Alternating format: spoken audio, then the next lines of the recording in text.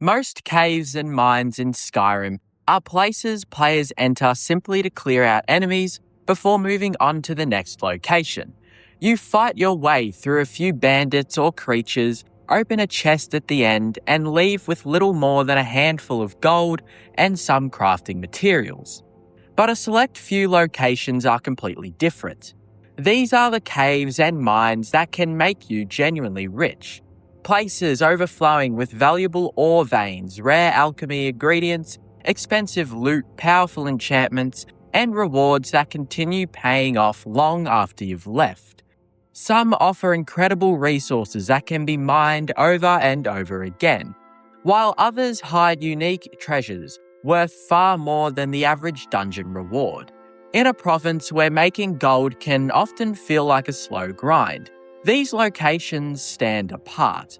They're not just worth exploring, they're worth investing your time in. Because if you're looking for the most rewarding, profitable, and lucrative caves and mines in all of Skyrim, these are the places where every trip underground has the potential to make you significantly wealthier than when you entered. At first glance, Halted Stream Camp doesn't look like one of those most profitable locations in all of Skyrim. In fact, most players walk towards it, expecting nothing more than another routine bandit camp sitting on the frozen plains north of Whiterun. There are a few wooden fortifications, a watchtower, some scattered tents, and a cave entrance leading underground. Compared to Skyrim's enormous Dwemer ruins or sprawling Nordic tombs, it seems almost insignificant.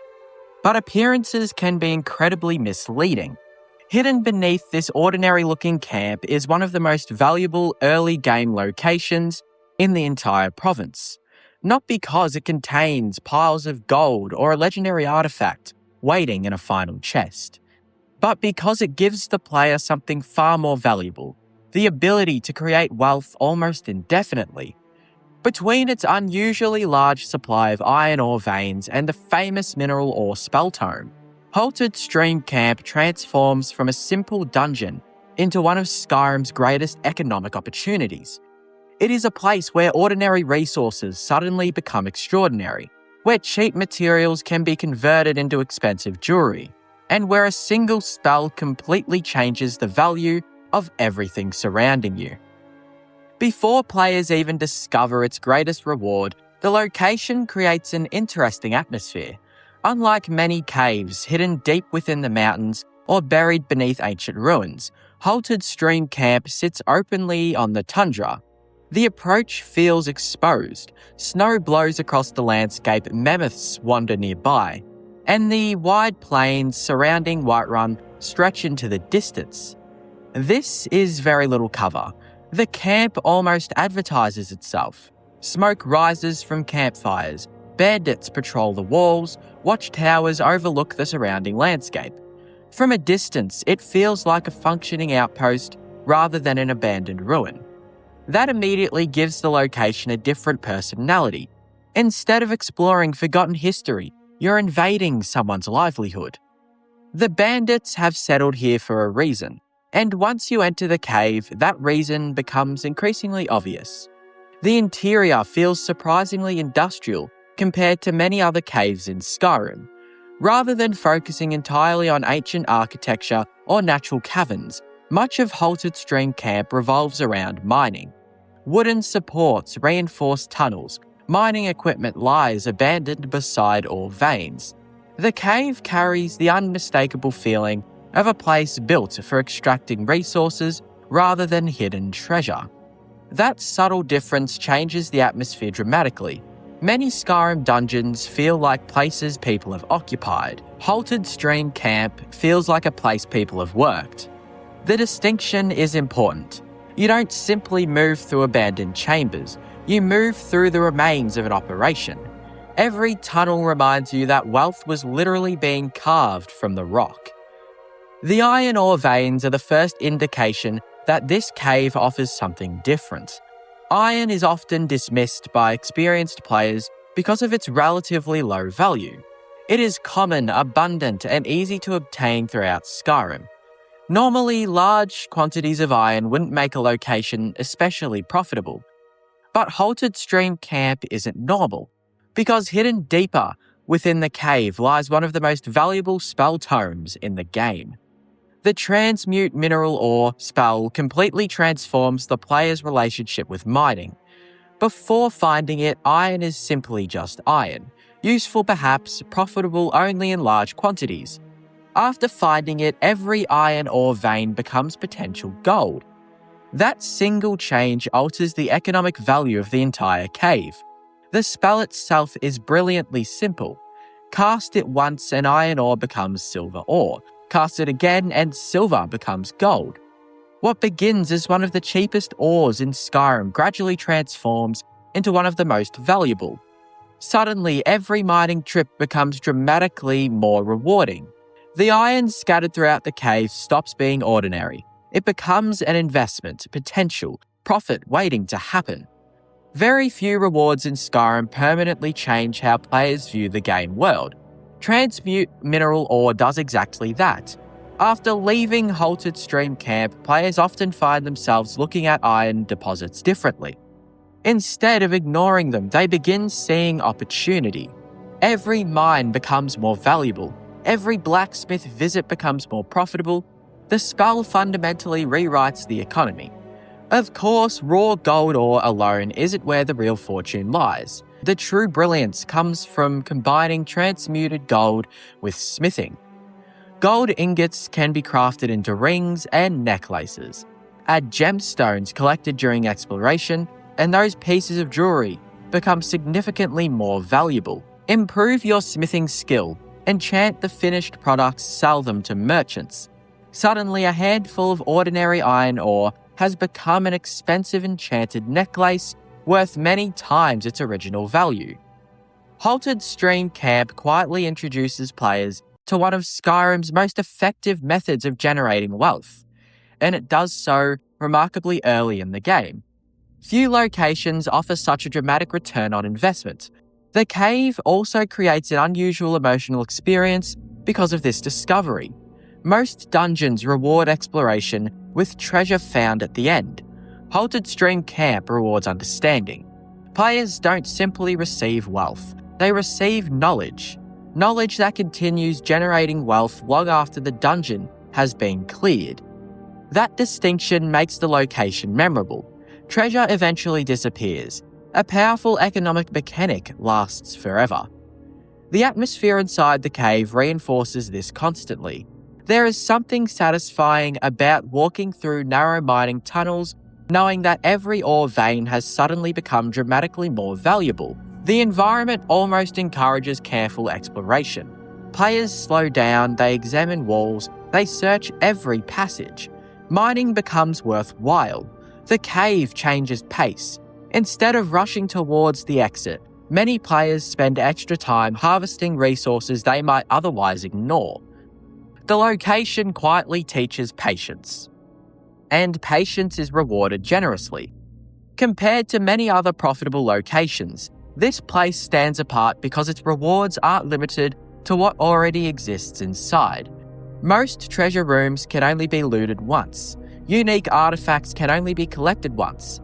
The spell creates ongoing value. Every future iron vein becomes part of the reward. Every future mining expedition benefits from this single discovery. The cave effectively expands beyond its own physical boundaries. Its influence reaches across Skyrim. Any location containing iron suddenly becomes more lucrative because of what was found here. That kind of lasting impact is incredibly rare. Even the bandits contribute to the atmosphere in subtle ways. Unlike ancient Draga guarding forgotten crypts or Falmar defending underground kingdoms, these enemies feel practical. They're here because the mine is valuable. They're exploiting its resources. Their presence reinforces the idea that this location possesses genuine economic importance. People are willing to kill for what's underground. That alone tells players they have found something worth protecting. The relatively compact size of the cave also works in its favour. Halted Stream Camp never overstays its welcome. Exploration remains focused. The players discover the mining operation, fights through the bandits, finds the spells, harvests the ore, leaves richer than they arrived. The experience feels efficient. Every room contributes something worthwhile. There is very little wasted space. Compared to sprawling dungeons filled with lengthy detours, Halted Stream Camp delivers extraordinary value within a remarkably small footprint. Its influence on character progression shouldn't be overlooked either. The spell doesn't simply generate money, it also supports smithing. Enchanting, alteration magic, speech through selling crafted goods, several different skills benefit simultaneously. Very few locations accelerate character development across so many systems at once. The cave becomes a foundation for multiple playstyles. Whether players want gold, crafting experience, enchanted equipment, or economic independence, the rewards begin here. Perhaps the most fascinating aspect of Halted Stream Camp is that many first-time players have no idea what they're about to discover. The exterior gives almost nothing away. There are no dramatic visual clues, no legendary architecture, no obvious signs of hidden wealth. The cave earns its reputation through mechanics rather than spectacle. That's ultimately what makes Halted Stream Camp one of the most lucrative and rewarding caves in all of Skyrim. Not because it contains the largest treasure chest, not because it hides the rarest weapon, but because it completely changes the value of ordinary things. Iron becomes silver, silver becomes gold, gold becomes jewelry, and jewelry becomes enchanted profit. A forgotten mining camp north of Whiterun quietly teaches players that the greatest fortunes in Skyrim aren't always found inside chests. Sometimes they're found inside ideas, inside systems, inside a single spell tome, resting on a dusty table beneath the earth. A cave that feels cold, practical, and unremarkable on the surface. Yet beneath its wooden supports and iron-stained tunnels lies one of the greatest economic discoveries the game has to offer. A place where wealth isn't simply collected, it's created. There are plenty of caves and barrows throughout Skyrim that promise treasure, but very few actually deliver on that promise in a way that completely changes your expectations. Most dungeons build towards a final chest containing a few hundred gold, a random enchanted weapon, perhaps a gemstone or two, before sending you back into the world. Even some of Skyrim's grandest Nordic ruins ultimately reward hours of exploration with loot that feels surprisingly ordinary. Glyndon Hull Barrow is different. Hidden away on the island of Hackney's Shoal, as part of the Dragonborn expansion, this ancient tomb is arguably the single richest treasure vault in the entire DLC. It doesn't simply contain valuable loot, it overwhelms you with it. By the time players reach the final burial chamber, they are greeted by something almost unheard of in Skyrim. A genuine treasure hoard. Thousands upon thousands of loose gold coins lie scattered across the floor, surrounded by precious gems, enchanted weapons, valuable equipment, and one of the most iconic, unique armor sets in the game, Deathbrand. Rather than rewarding the player with a single valuable item, this place rewards them with an entire pirate's fortune, making it one of the most profitable locations Bethesda has ever designed. What immediately separates Glyndon Hull from almost every other dungeon is anticipation. Long before players reach the treasure itself, the location feels mysterious. Unlike many Nordic ruins that simply appear as another entrance carved into a mountainside, Glyndon Hull Barrow creates an air of legend. The entire Deathbrand quest gradually builds towards this moment. Players spend time searching Saltzheim for fragments of a long-forgotten pirate's legacy. Every clue points towards something valuable. Every objective raises expectations. By the time the barrow finally opens, the player already feels like they're standing at the edge of the threshold of history. That sense of anticipation is important because Glyndon Hull actually lives up to it. Most games struggle with treasure. Stories constantly describe legendary fortunes. Players usually find small chests. Glyndon Hull refuses to compromise. When you finally enter the burial chamber, The first thing that captures your attention isn't an enemy, it isn't a puzzle, it isn't an ancient artifact, it's gold, everywhere. The floor itself appears buried beneath coins. Rather than hiding treasure inside containers, Bethesda places much of it directly into the environment. The effect is extraordinary. For perhaps the first time in Skyrim, players genuinely feel as though they've discovered a pirate's buried fortune. The treasure isn't implied, it's visible. That visual presentation changes everything.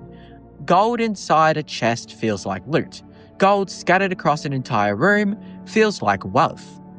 The nearly 10,000 loose gold coins are obviously the centerpiece of the chamber. While collecting them requires patience, the sheer volume is unlike anything seen elsewhere in Skyrim. Players spend minutes simply picking coins up from the floor. Each click adds another handful, another pile, another contribution to an already enormous fortune. The repetitive process actually reinforces the scale of the treasure. The gold seems endless. Every time players think they've collected most of it, they notice another glittering pile tucked against the wall, another cluster beneath a skeleton, another scattering between ancient stone slabs. The chamber encourages careful observation. Because almost every corner contains something valuable. The loose gems further reinforce this feeling. Skyrim frequently rewards exploration with precious stones, but Glyndwr Barrow contains them in remarkable quantities: rubies, emeralds, sapphires, diamonds. Many players leave the chamber carrying enough gemstones to finance entire crafting sessions. The gems aren't simply decorative. They become ingredients for valuable jewelry, they increase the value of enchanted equipment, they contribute additional profit beyond the already staggering amount of gold. The chamber doesn't rely on one source of wealth. It layers valuable resource upon valuable resource. The enchanted weapons continue this trend. Rather than limiting the reward to raw currency, the barrow provides equipment capable of generating significant income or serving as powerful upgrades. Some players sell them, others disenchant them, others keep them for personal use. Whatever decision is made, they represent additional value. Nothing inside the chamber feels wasted. Everything contributes to the player's growing fortune. Then there is the Death Brand armor, arguably the greatest reward in the entire location. Unlike ordinary unique equipment, Death Brand doesn't merely possess financial value. It possesses gameplay value. The armor set ranks among the strongest, lightest armor sets in the game, providing excellent defensive capabilities alongside powerful enchantments. That combination creates another interesting form of wealth. Sometimes the most profitable reward isn't something sold, it's something used. The armor saves resources, improves survivability, enhances future adventures. Its value extends far beyond what any merchant would pay. The atmosphere inside the chamber deserves equal attention because it transforms treasure into an emotional experience. Many treasure rooms throughout Skyrim feel surprisingly sterile. Open chests, collect loot, leave. Glyndwr creates something much more memorable. The room feels ancient, forgotten, almost sacred. The treasure has remained untouched for generations. The silence amplifies everything. Coins glimmer beneath dim light. Ancient stone surrounds unimaginable wealth.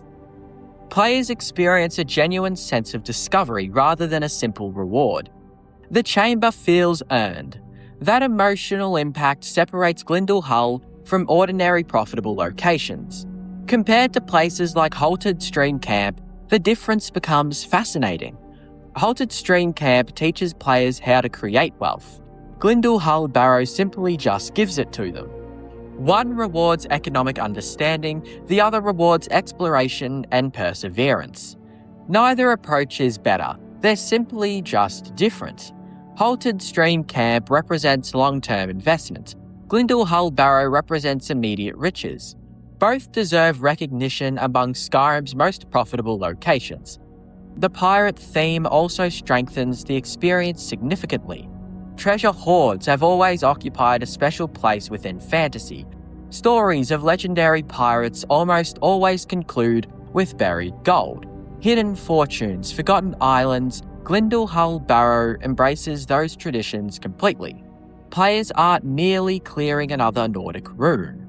They're uncovering a legend. The treasure feels authentic because it matches centuries of storytelling expectations. For once, the myth actually contains the fortune everyone hoped to find. Another remarkable aspect of Glyndwr Barrow is how tangible the wealth feels.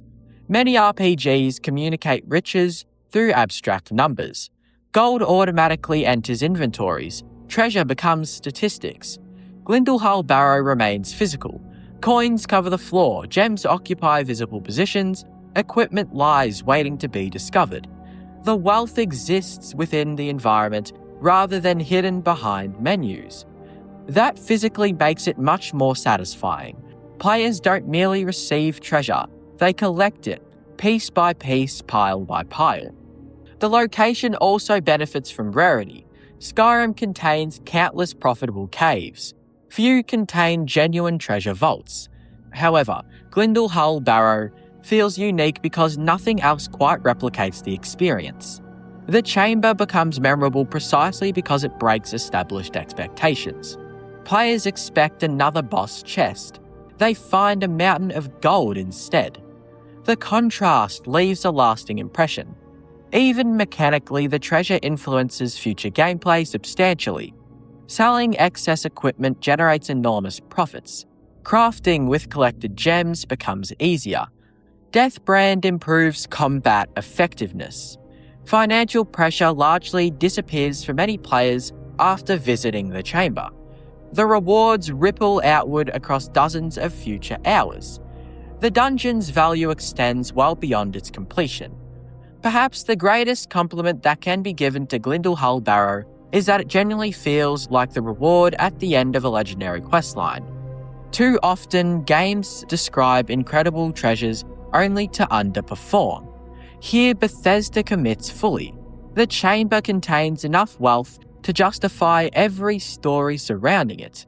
Players leave believing they have uncovered something extraordinary, not because characters told them they had, but because they saw it themselves. That's ultimately what makes Glyndwr Barrow one of the most lucrative and rewarding caves in all of Skyrim. Not because of a single enchanted sword, not because of a powerful artifact alone, but because every element contributes to one overwhelming impression.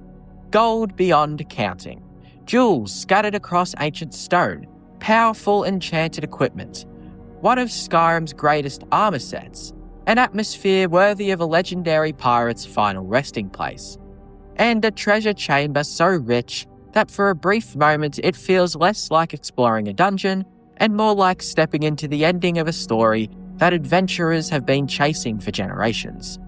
A place where fortune isn't measured by one reward, but by an entire room overflowing with them.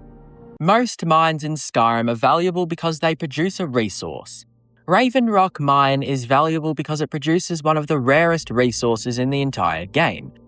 From the moment you arrive on Solstheim, ebony already feels different from almost every other material you encounter. Iron is everywhere, corundum is relatively common, steel can be purchased from almost any blacksmith. Even valuable ores like silver and gold appear with reasonable frequency if you know where to look. Ebony is another story entirely. It is one of the rarest and most expensive crafting materials in Skyrim, reserved for some of the strongest heavy armor and weapon sets available to the player. Finding even a single ebony vein feels rewarding. Discovering an entire mine built around it feels extraordinary. That is exactly what makes Raven Rock Mine one of the most profitable locations in the entire game.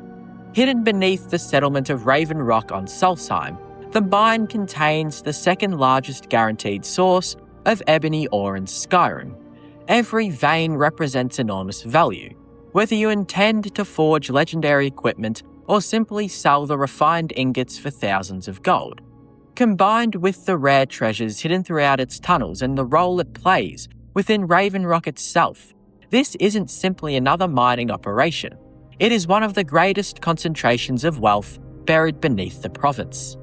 Unlike many profitable locations, Raven Rock Mine doesn't immediately advertise its importance. There are no enormous treasure piles, no legendary pirate hoards, no golden chambers overflowing with coins. Instead, its wealth is hidden inside the rock itself. That subtle presentation actually makes the mine feel more believable when you get a good look at it. Real mining operations rarely appear glamorous. Their value exists beneath the surface. Every tunnel carved into the earth represents years of labour undertaken for one reason alone: to reach the ebony. That gives Raven Rock Mine an atmosphere unlike almost any other mine in Skyrim. It feels purposeful. Every wooden support, every mining cart, every pickaxe resting against the wall. Everything reminds you that people came here searching for one of Tamriel's most valuable materials. Ebony has always occupied a unique place within the Elder Scrolls universe. It isn't merely another metal, it carries prestige, legend, power. Historically, ebony has been associated with exceptional craftsmanship, legendary weapons, and elite warriors. Equipment forged from ebony represents a significant step above ordinary arms and armor. That reputation naturally extends to the ore itself. Each vein immediately feels valuable because players understand what it eventually becomes. Not just money, power. Some of Skyrim's finest heavy armor, some of its strongest weapons. Resources capable of carrying players throughout the game's most difficult encounters. Unlike ordinary treasure that simply becomes gold after being sold, ebony offers choice. You can sell it, craft with it, improve your equipment, or save it for later. Every option possesses considerable value. The sheer number of ebony veins inside Raven Rock Mine is what truly elevates it above most other resource locations. Finding one or two veins elsewhere already feels rewarding. Here, players encounter one rich deposit after another. The mine continues producing value throughout the entire journey. Every corner promises another opportunity. Every tunnel feels worthwhile. The experience becomes surprisingly addictive. Players instinctively begin calculating future profits. How many ingots will this produce? How many weapons could I forge? How much gold would all of this be worth? The mine quietly encourages long-term thinking. Its rewards extend well beyond the moment of collection. Refining the ore only increases that value further. Raw ebony ore already commands respectable prices, but smelting it into ebony ingots unlocks entirely new possibilities. Smithing becomes dramatically more profitable. High-level weapons sell for enormous amounts of gold. Armor pieces become some of the most valuable items players can create through ordinary crafting. Few resources in Skyrim scale as effectively with investment. The better your smithing becomes, the more valuable Raven Rock Mine becomes alongside it. That relationship makes the location relevant throughout an entire playthrough. Even high-level characters continue benefiting from its resources. Compared to locations like Halted Stream Camp, Raven Rock Mine represents a different kind of profitability. Halted Stream Camp teaches players how to multiply wealth through clever mechanics. Raven Rock Mine simply provides extraordinary raw materials. One rewards economic creativity, the other rewards craftsmanship.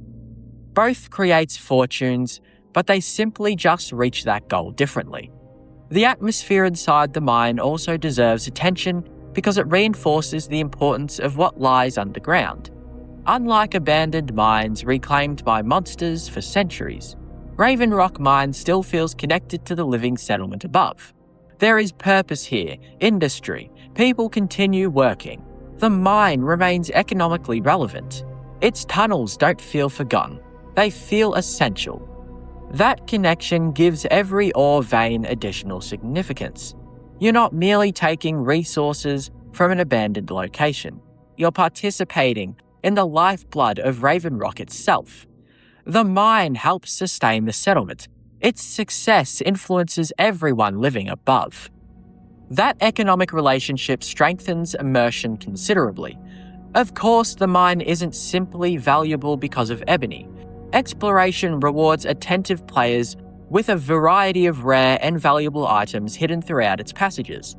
Depending on where players search, they can uncover precious gems, enchanted equipment, skill books, unique crafting materials, and other high-value loot that significantly increases the mine's overall profitability.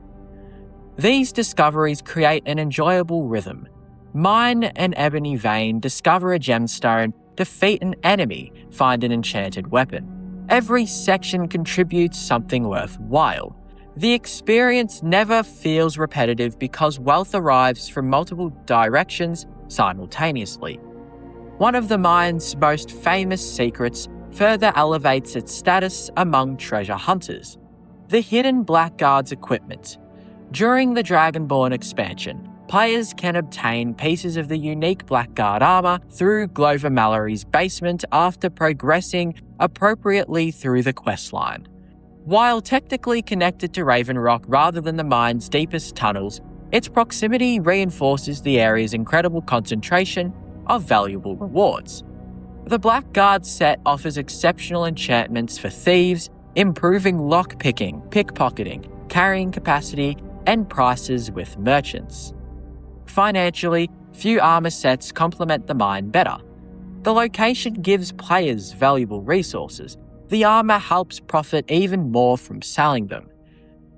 Together, they create a remarkably effective economic combination. The mine also feels dangerous in an understated way. Ebony carries enormous value, and valuable resources often attract conflict.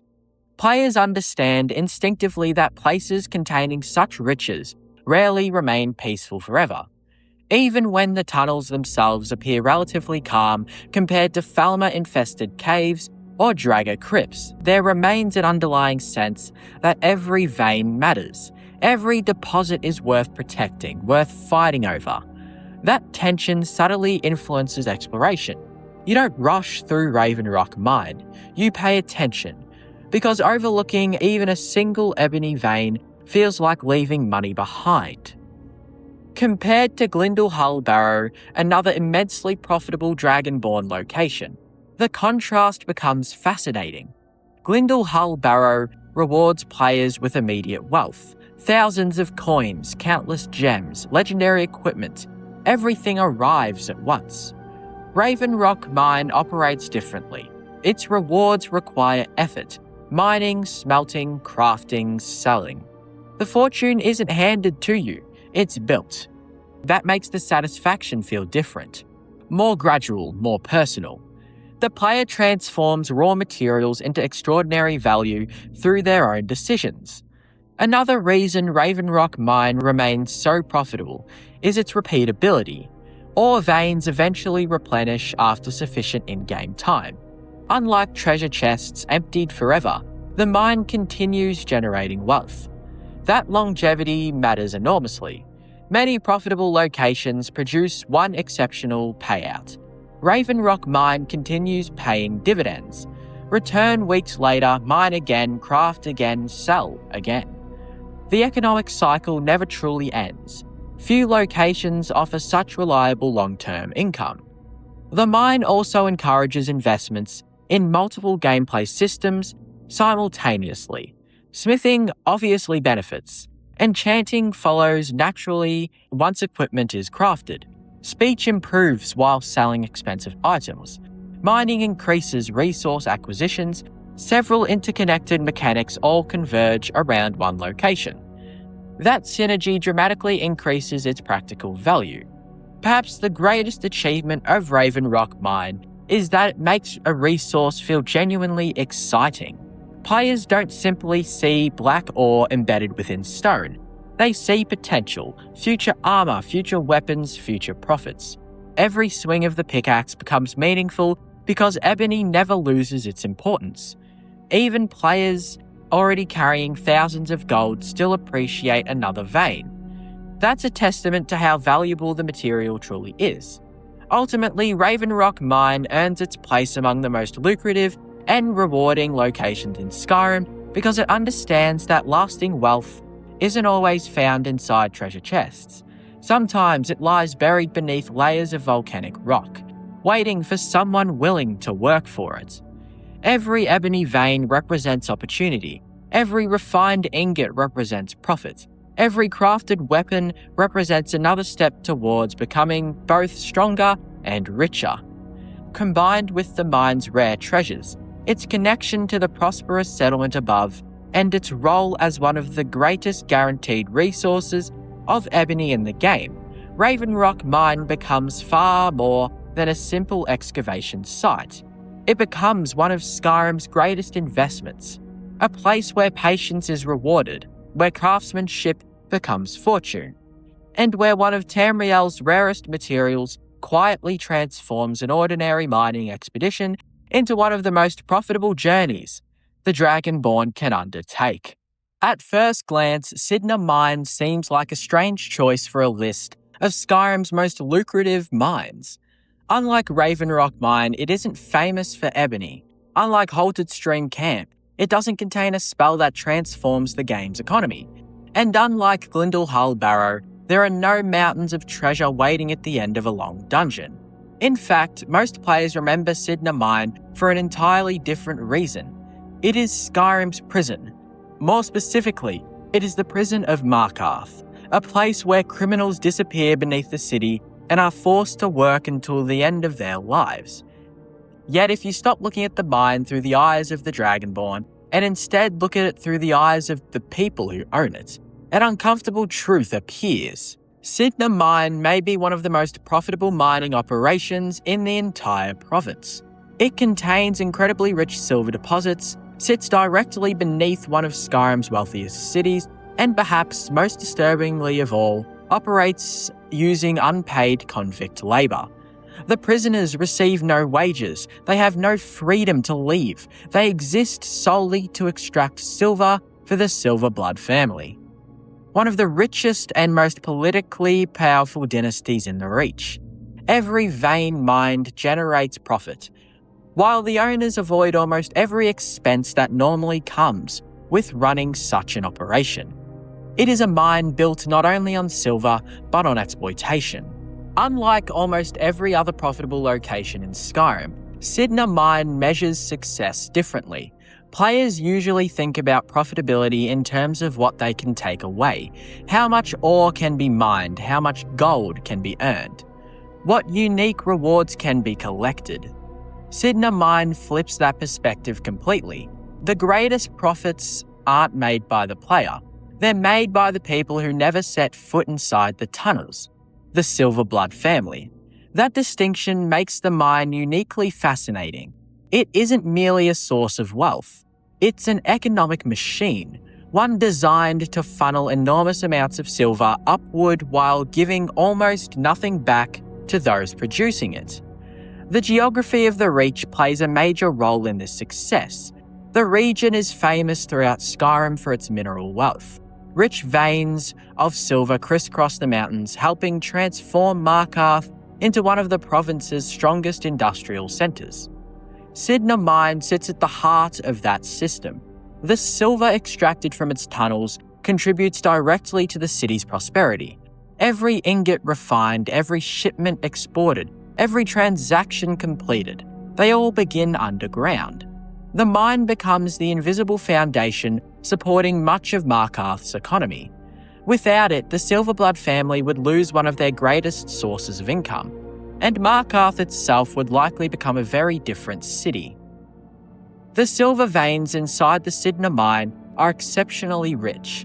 While players often experience a portion of the operation during the No One Escapes Sidna Mine quest, the lore surrounding the location strongly suggests a much larger mining network extending beneath the city. This isn't a temporary excavation. It has operated for years, perhaps decades, possibly longer. That longevity tells its own story. You don't continue operating a mine for generations unless it remains profitable. The silver continues flowing, and so does the money. What truly separates Sidna Mine from almost every other mine in Skyrim, however, is its workforce, or perhaps more accurately, its lack of one. Ordinary mining operations require enormous investments. Workers must be hired, paid, fed, provided equipment protected from danger. Each of those necessities cost money. Every expense reduces profit. The Silverblood family avoids nearly all of them. Their miners are prisoners, convicts forced into labour, people who receive virtually nothing in return. The economic implications are staggering. Labour is often one of the largest expenses for any business. Sydney Mine effectively eliminates it. The prisoners mine because they have no choice, not because they receive wages. That means almost every piece of silver extracted represents pure profit. Few businesses could ever hope to operate under such favourable conditions. Of course, those favourable conditions exist only because of extraordinary cruelty. That's what makes Sydney Mine so unsettling. Its profitability depends entirely upon human suffering. Every silver vein becomes a reminder that wealth and morality rarely travel together in Markarth and ultimately the rest of Skyrim. The prisoners themselves reinforce this atmosphere constantly. Unlike ordinary miners found elsewhere in Skyrim, they don't discuss honest work or difficult conditions. They discuss survival, escape, hopelessness. The mine feels less like an industrial workplace and more like a labour camp carved into the mountain. The narrow tunnels contribute significantly to that feeling. Everything feels enclosed, heavy, oppressive. Stone walls surround every corridor. Natural light disappears. Freedom feels impossibly distant. Even when players begin mining themselves during the quest, the activity feels fundamentally different from ordinary resource gathering. Mining elsewhere feels productive. Mining in the Sydney Mine feels compulsory. That emotional difference transforms the entire experience. The Silverblood family's involvement amplifies the mine's profitability even further. They don't simply own a successful business. They possess political influence throughout Markarth. Their wealth allows them to shape local affairs. Their political power protects their economic interests. Their economic success strengthens their political influence as well. The two systems reinforce each other constantly. Money creates power, power creates more money. The Sydney Mine sits at the centre of that cycle. Every silver vein strengthens one of Skyrim's most powerful families. Compared to Colsega Mine, another major silver operation in the Reach, the contrast becomes fascinating. Colsega is temporarily occupied by the Forsworn, disrupting production until the player intervenes. Sydney Mine rarely experiences such interruptions. Its greatest threat isn't external enemies, it's internal rebellion. That distinction highlights how differently the two mines function. Colsega represents ordinary industry. Sydney Mine represents institutional exploitation. Both produce silver, only one produces it through permanent imprisonment. Even the layout of the mine reflects its dual purpose. On one level, it remains a functioning mining operation. On another, it serves as a prison. Those two identities constantly overlap. Mining tunnels become prison corridors. Ore veins exist alongside sleeping quarters. Tools become symbols of captivity. Everything serves both industrial and penal functions simultaneously. Very few locations in Skyrim combine gameplay mechanics and storytelling so effectively. The mine never lets players forget where they are, or why everyone else is trapped. From a purely economic perspective, the Silverblood family's business model is terrifyingly efficient. No wages, minimal infrastructure expansion, constant access to labour, rich natural resources, political protection, strong market demand for silver. From an economic perspective, the Silverblood family's business model is terrifyingly efficient. No wages, minimal infrastructure expansion, constant access to labour, rich natural resources, political protection, strong market demand for silver. Almost every factor favours profitability. It's difficult to imagine another mining operation in Skyrim generating comparable returns. The numbers themselves remain hidden from players, but the implications are obvious. The family became enormously wealthy for a reason. Sydney Mine largely explains how. The player experiences this system directly during the No One Escapes quest. Few quests in Skyrim force players to understand a location from the inside quite like this one. You don't merely visit the mine, you become part of it. You wear the prisoner's clothes, you surrender your equipment, you experience the same confinement everyone else faces. For a brief time, the mine stops being scenery and it becomes your world. That perspective changes everything. The silver veins no longer represent opportunity, they represent control. The mine's atmosphere deserves special attention because it feels profitable without feeling prosperous. Those two ideas aren't the same. The operation clearly generates enormous wealth, yet none of that wealth remains underground. The tunnels feel poor, crude, neglected. The prisoners possess almost nothing.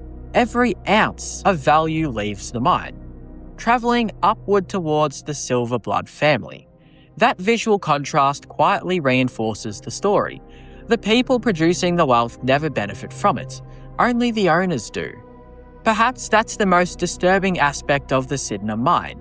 Its success depends upon maintaining that imbalance indefinitely. The mine also invites broader questions about Skyrim itself. Players often think of wealth as something earned through heroism, exploration, or craftsmanship. Cidhna Mine presents another possibility.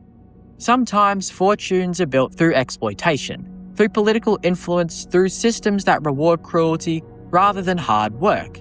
The Silverblood family doesn't become rich because they mine silver personally. They become rich because others are forced to do it for them.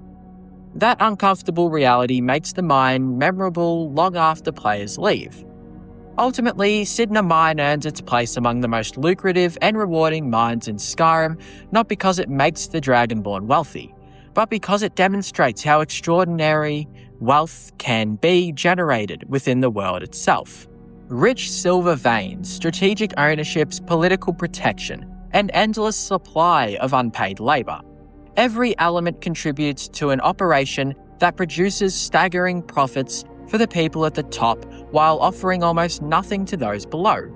It is one of the richest mining operations in the province, and one of the darkest, and perhaps the clearest reminder that in Skyrim, the most profitable places are not always built upon honest work.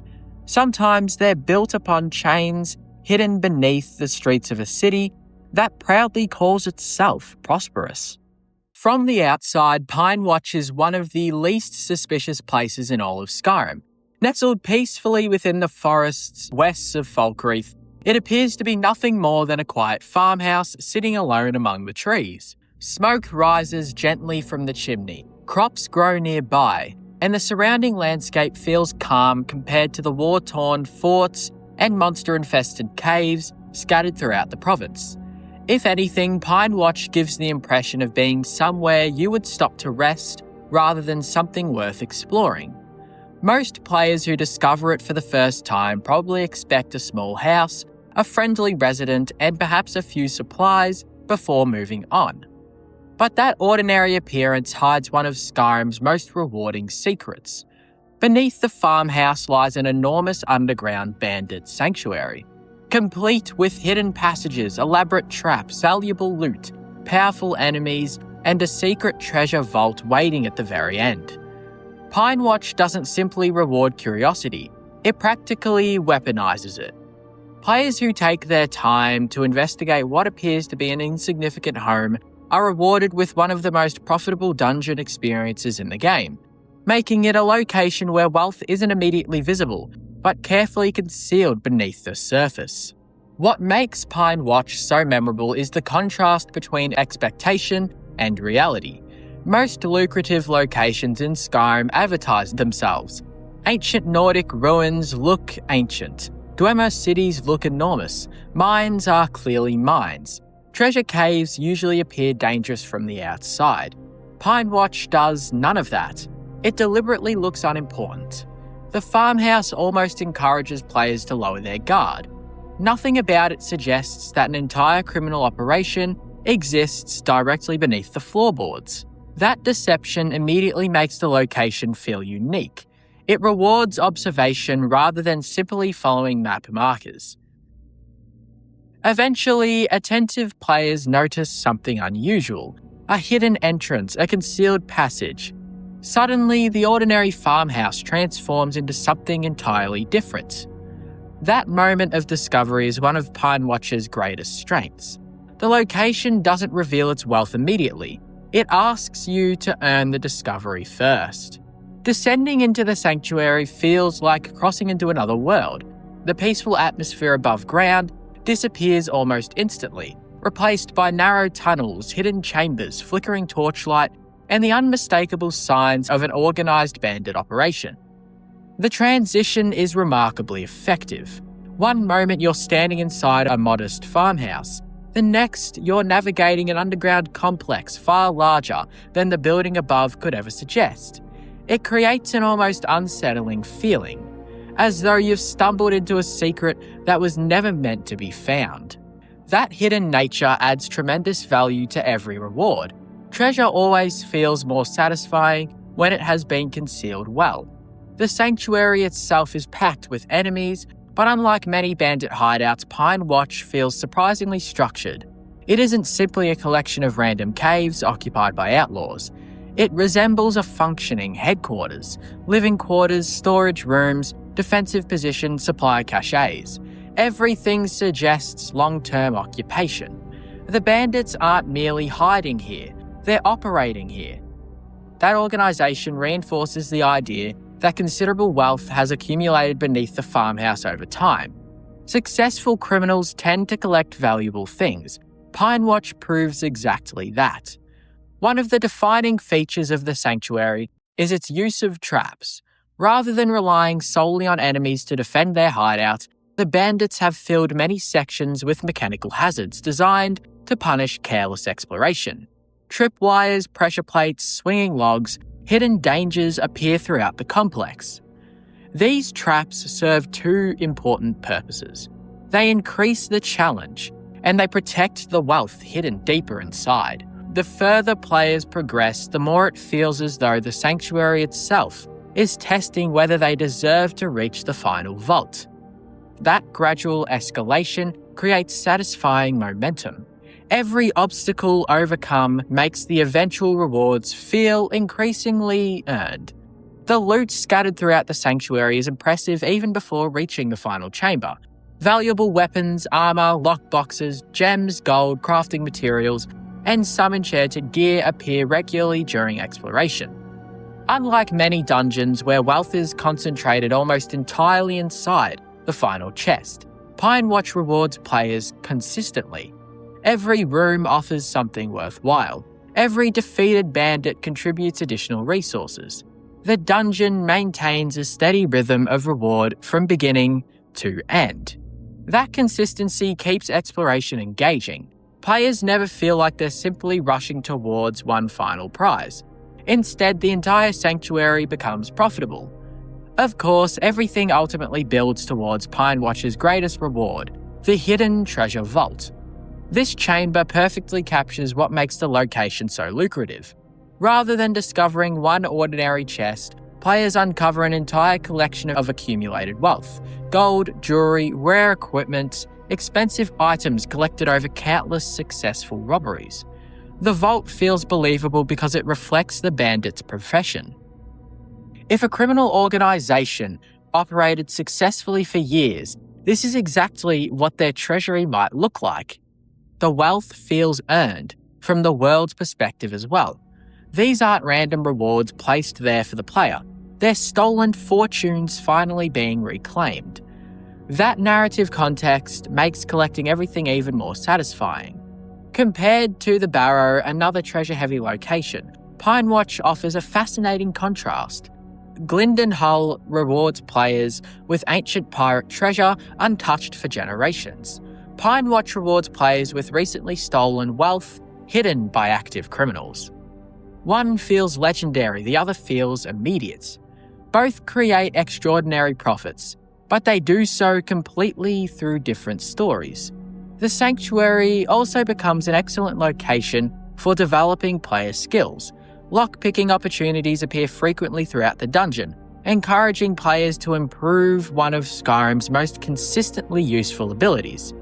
Hidden containers reward careful searching. Locked doors hide additional treasure, Every successful lock contributes both experience and profit. The peaceful exterior no longer feels innocent. Instead, players immediately recognize the deception. That hidden knowledge creates a satisfying relationship between player experience and world design. You begin seeing Pinewatch differently, not as a farmhouse, but as one of Skyrim's greatest hidden treasure vaults. Ultimately, Pinewatch earns its place among the most lucrative and rewarding caves in Skyrim because it combines virtually every form of value the game has to offer. A concealed underground sanctuary, an abundance of valuable loot, rare equipment, traps protecting genuine treasure, opportunities to improve lockpicking, sneaking, combat, and exploration skills, and a final treasure vault that rewards every step taken to reach it.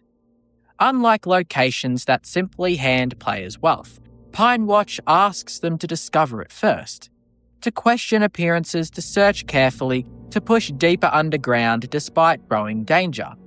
And in doing so, it transforms an ordinary farmhouse into one of the richest hidden locations in the entire province, a place where the greatest treasure isn't immediately visible.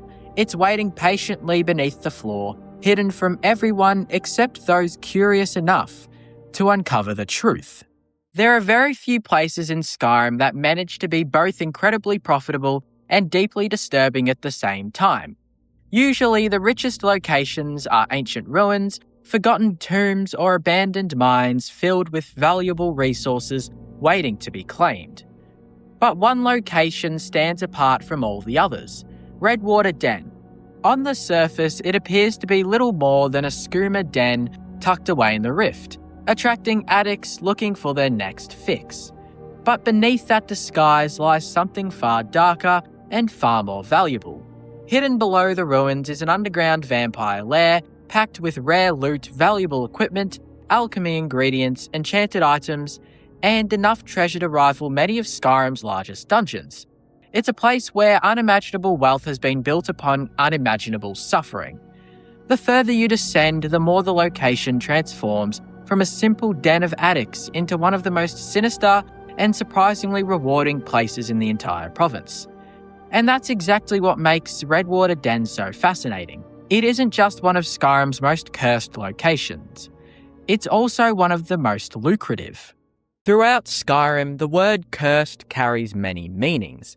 Some places are cursed by history, their ruins filled with ghosts and draga. Others are cursed by Daedric influence, where mortals become pawns in games of cruelty. But this place is cursed in every possible sense. On the surface, it seems innocuous, an old abandoned skooma den hidden in the rift, where addicts gather to escape the harshness of life. But as the dragonborn soon learns, this is no mere den. It is a trap, a place where blood flows as freely as narcotics, and where the unsuspecting are harvested by vampires lurking in the shadows. This place is not cursed because of ancient ruins or divine punishment. It is cursed because it represents the worst of mortal weakness and vampiric cruelty. It is where desperation meets predation, where Skyrim's downtrodden are consumed in both body and soul. At first glance, Redwater Den looks like countless other rundown hideouts scattered across Skyrim. Its entrance is marked by ruin, guarded by two dishevelled sentries who invite passers-by in with the promise of skooma. To the weary traveller or desperate addict, it appears to be nothing more than a place of temporary escape. The first impression is almost pitiful. The skooma addicts inside the front room are hunched, coffee and glassy-eyed. They mutter to themselves, sipping from bottles of Redwater skooma. For the uninitiated, this seems to be nothing more than a forgotten corner of society, a den of vice tucked away where no one of importance will bother to look. But the curse begins here. The addicts believe they are customers, indulging in bliss. But in truth, they are livestock. The Redwater skooma they drink is no ordinary narcotic. It is laced with vampiric alchemy, designed to weaken the body and dull the mind. Each sip pushes them further into dependency and further into the vampire's grasp. This shabby front is the mask of a curse, a lie of escape that conceals the horror beneath. The true heart of Redwater Den lies past a locked gate. Once inside, the tone changes completely. The crumbling skooma den above gives way to a sprawling underground complex, fortified with Dwemer architecture and vampire construction. Here, the attics are no longer customers, they are prisoners. Cages line the walls filled with weak and trembling mortals. Some mutter incoherently, others claw at the bars in desperation. The skooma they drank has robbed them of strength, and their veins are ripe for harvesting. Vampires stalk the halls like farmers walking their fields. To them, this is not a den, it is a blood farm. The skooma addicts above are funneled down here once their usefulness as customers is exhausted. Every corridor drips with its predatory curse, a reminder that Skyrim's most monstrous vampires are not content with feeding in the shadows. They have created an entire system of exploitation, one as organised and insidious as any mortal trade network. The descent into Redwater Den is a descent into hell itself, a reminder that beneath Skyrim's fragile civilization lurks something far more sinister. At the heart of the den lies the source of its curse, the Redwater Spring. This blood-filled reservoir is a font of unholy power, a well from which the vampires draw both nourishment and strength. It bubbles with crimson liquid, its smell permeating the entire complex. This spring is not natural. It is corrupted, infused with blood and dark magic. To the vampires who run the den, it is a sacred source, a place of ritualistic power. To mortals, it is poison, both physically and spiritually. The Redwater Spring ties the den to Skyrim's long history of vampirism and corruption. It feels less like an isolated feature and more like a cursed scar on the land itself. It does not merely provide sustenance, it demands suffering. Addicts above consume tainted skooma, are funneled below, and their blood is ultimately sacrificed to the spring. Here lies the essence of Redwater Den's curse, a cycle of endless exploitation, where mortal despair feeds vampiric power, and the land itself seems complicit in this horror. While the vampires are the architects of Redwater Den, the curse could not exist without mortal weakness. Addiction is the silent accomplice here, ensuring that the den never runs dry of victims.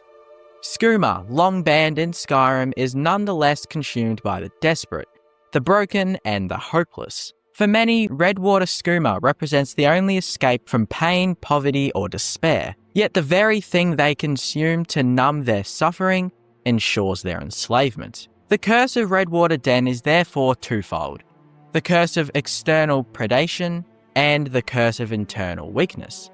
Vampires exploit mortals' desire for escape, turning that yearning into chains stronger than steel. Each addict is a tragic figure, not evil, but trapped in a spiral that ends only in death. This blending of addiction with vampirism makes Redwater Den uniquely unsettling. It is not merely about monsters feeding on mortals. It is about mortals unknowingly offering themselves up, bottle by bottle, sip by sip, until nothing remains.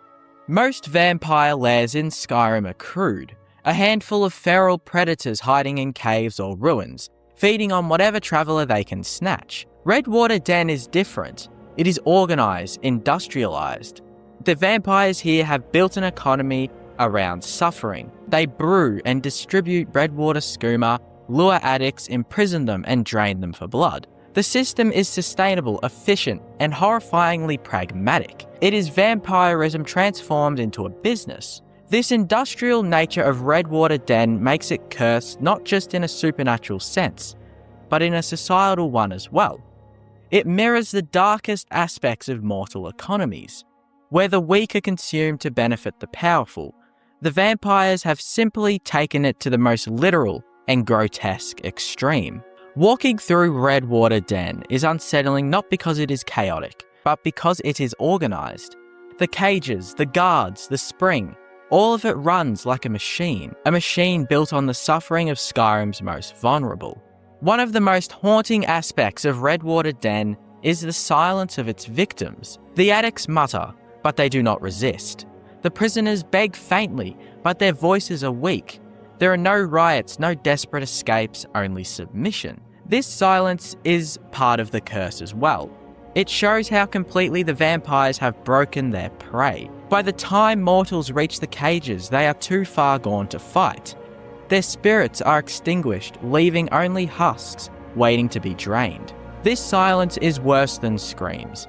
It lingers with the player, making Redwater Den feel more tragic than any bandit hideout or vampire lair. The enemies here are not just the predators. It is the despair of those already consumed. Redwater Den's location is no accident.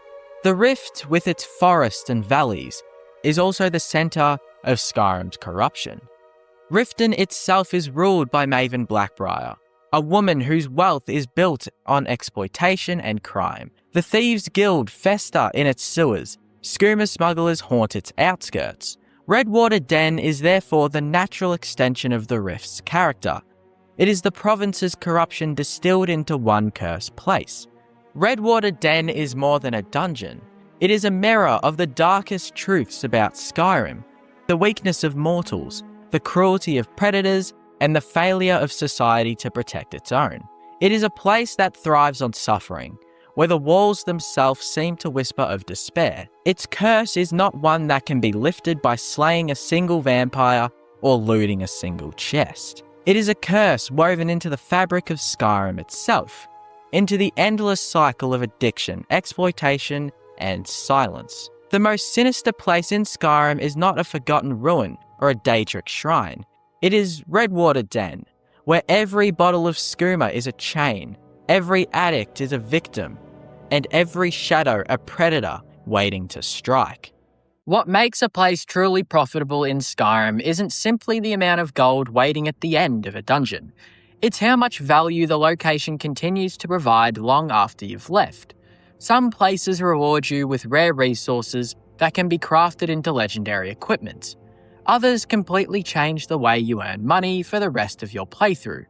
And some simply overwhelm you with so much treasure that you'll be sorting through your inventory for the next hour. But perhaps the most interesting thing is that these locations all reward different kind of players. Explorers uncover hidden vaults, smiths find rare ores, treasure hunters chase legendary fortunes, and those willing to look beneath the surface often walk away far richer than those who simply follow the main roads. In a province filled with thousands of caves, mines, and forgotten ruins, there are places where every step underground feels worthwhile.